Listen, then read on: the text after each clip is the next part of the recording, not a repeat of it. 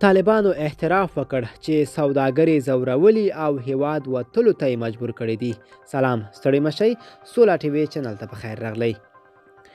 د طالبانو د صفوفو د تصفیې کمیسیون په خپلو تازه څرګندونو کې ویلي چې دوی زیات شمیر کسان د خلکو د ځورولو په تور له دندو لرې کړي او یو شمیر یې نیولي هم دي. د دې کمیسیون د معلوماتو له مخې په دې کسانو کې یو شمیر ولایتي رئیسان هم شامل دي. دوی اعتراف کړی چې داسې کسان او طالبان شته چې سوداګر او پانګوال یې ځوروي او له هیواده یې وتلو ته یې اړ باسي. دوی دا هم وویل چې د داسې قضیو پر وخت مخه نیول شوې ده.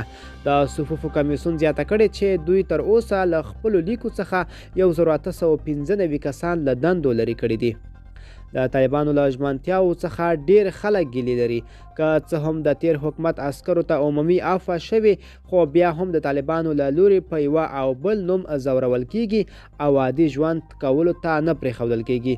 تر دې وړاندې د بشري حقونو کمیسیون او نورو بشري نهادونو پر طالبانو باندې تور پورې کړی چې په دې هیواد کې جنگي جنایتونه کړي او د تیر حکومت عسکر یې وژلي، خو طالبان بیا دا ادعا رد کړې ده.